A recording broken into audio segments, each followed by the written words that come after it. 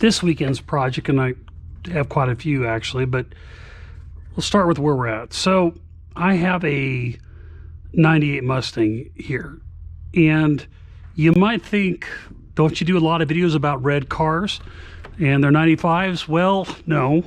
I mean, yes, but so the other 95s are out here right now, and this is a 95 in Rio Red. This is a 95 in Rapid Red, or Vibrant Red. I think actually it's Vibrant Red, and this is Laser Red. So I actually have three of different reds. I didn't buy the cars on purpose that way, but the other two are 95, which has the Windsor, and this is the only SN95 I have with the 4.6 modular engine.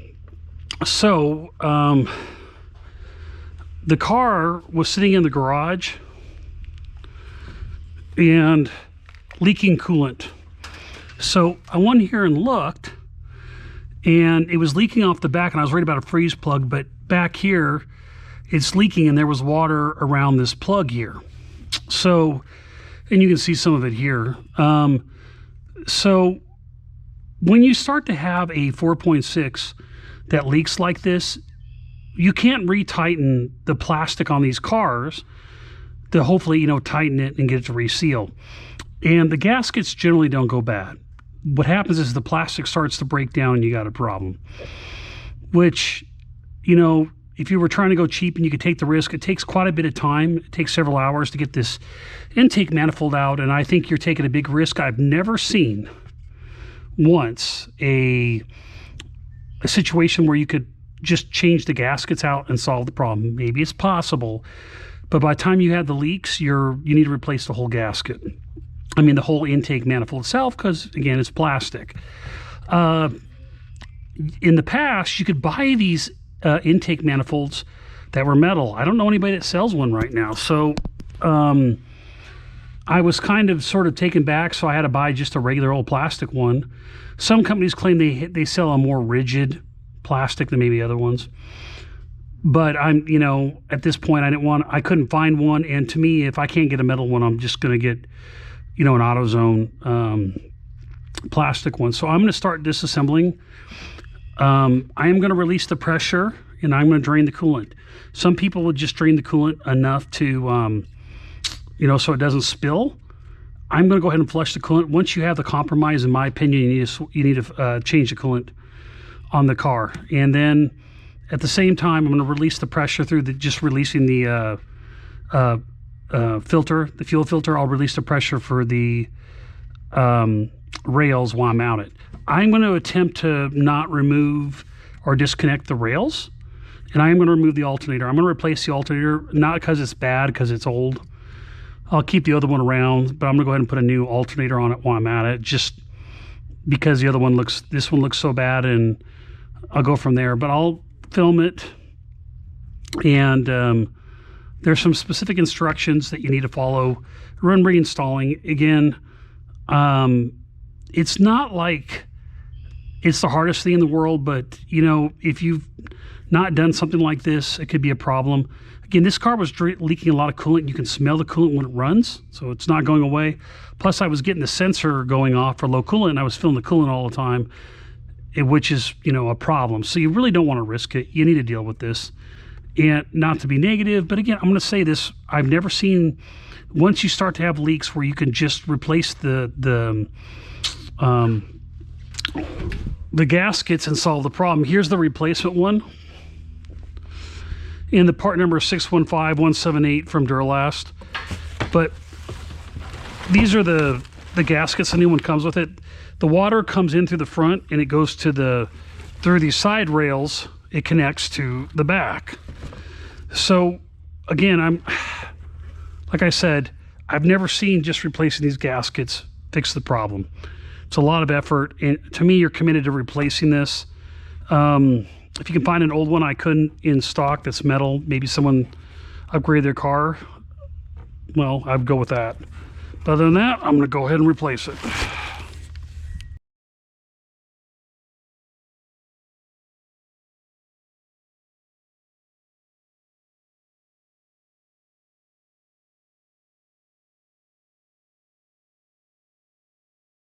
Okay, coolant is drained. I've released the pressure on the fuel system by disconnecting the fuel filter, disconnect the negative battery. I'm going to go ahead and I'm going to remove the alternator. Again, there's people that say you don't have to remove the alternator. It's just a lot easier if you do.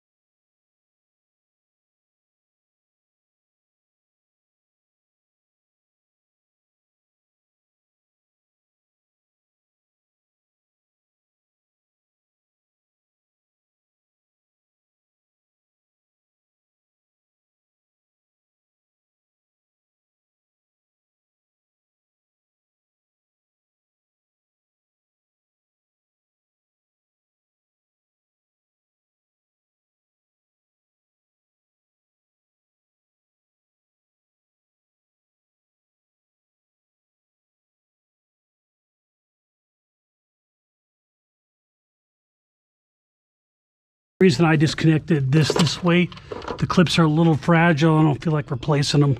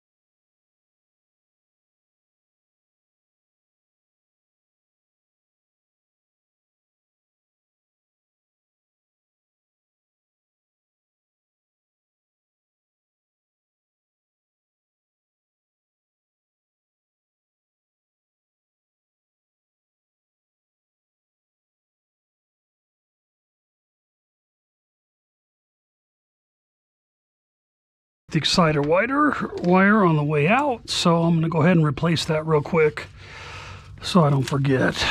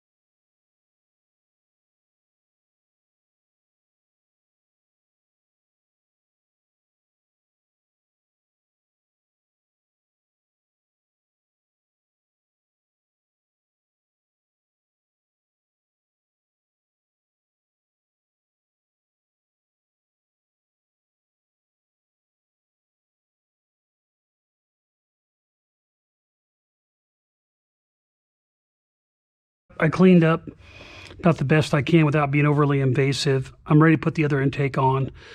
I'm not going to transfer anything for the other intake over the temperature sensors or anything until I get the new intake installed.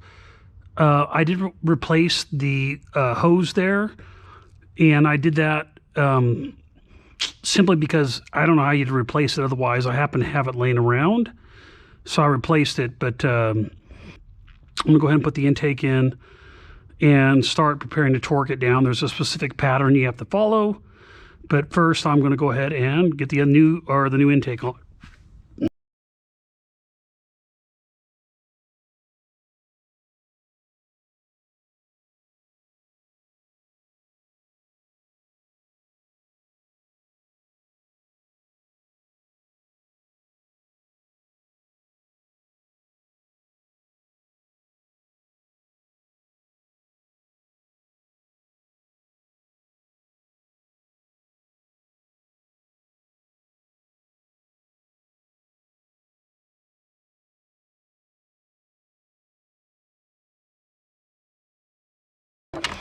All right, make sure there's no wires back there.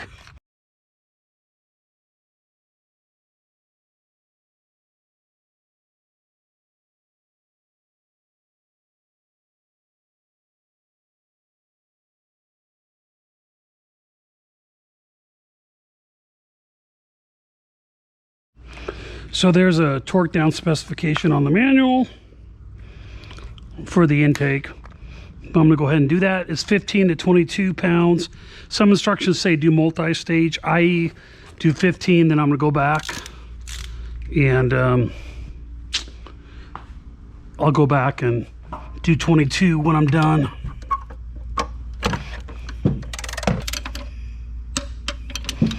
Okay.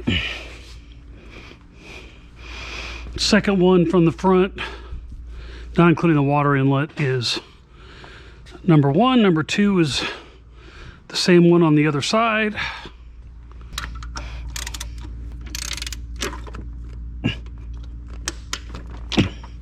Okay.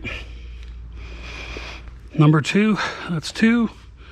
3 is third one back on this side.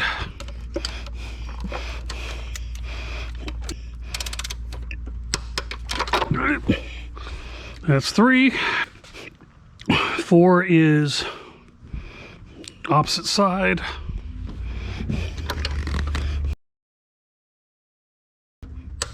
Okay. 5 is this one.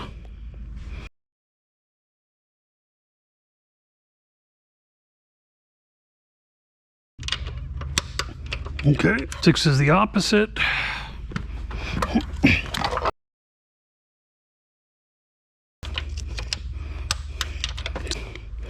7 is the corner.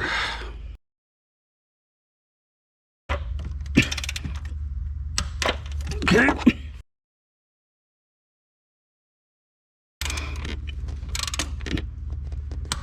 Okay. And then 9.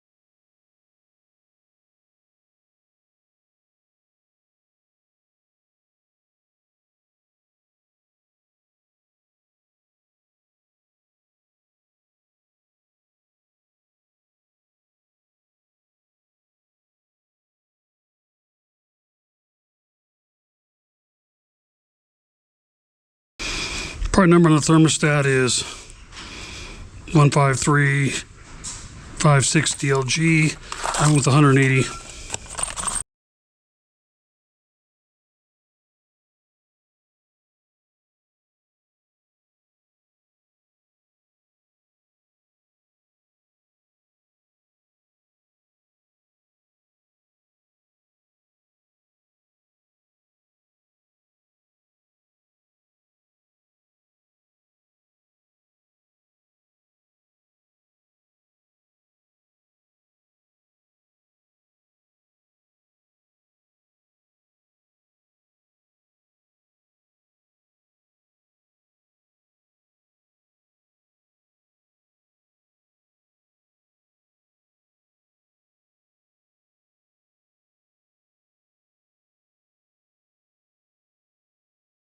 Replace the temperature send gauge sender unit. This is just basically the sensor or whatever you want to call it for the gauge in the car. Number is TU241. I always replace the sensors when I'm doing work like this.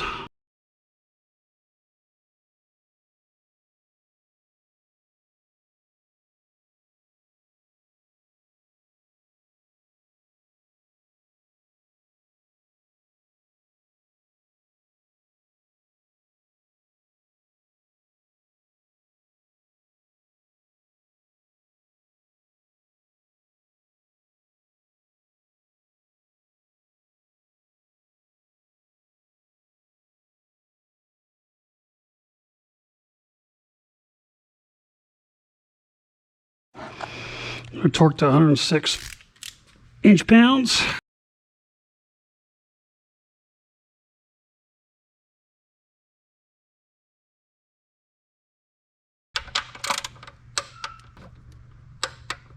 A stupid tax.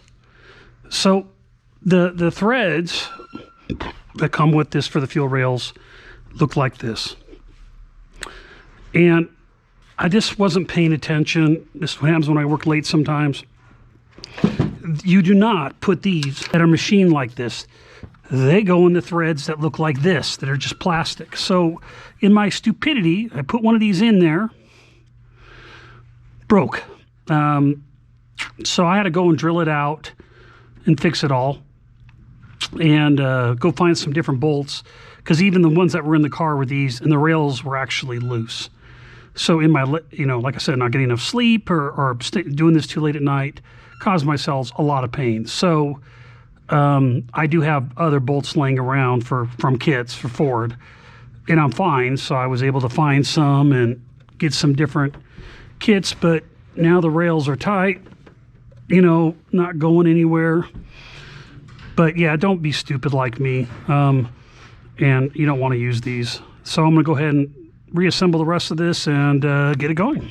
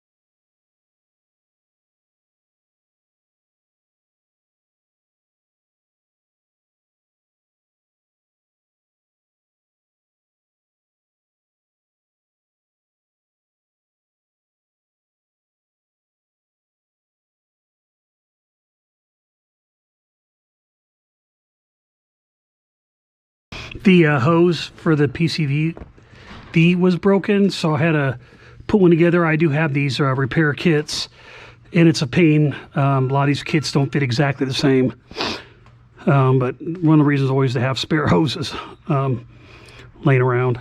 Like I said, I'm replacing the alternator. It didn't need to be replaced, but I'm doing it anyways.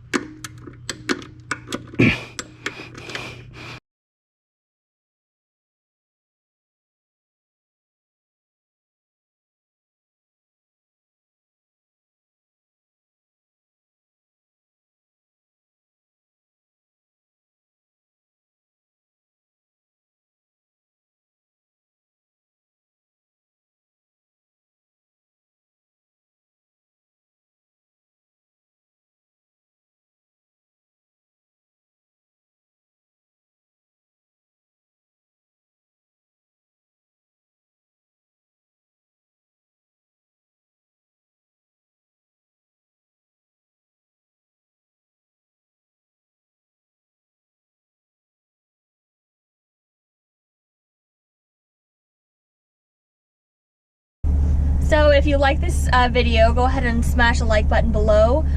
If you want to see more videos like this in the future, go ahead and click the subscribe button and the bell if you want some notifications. See you next time on Chasing Mustangs. Thanks. All right. Great job. Yeah, I see it like literally every day.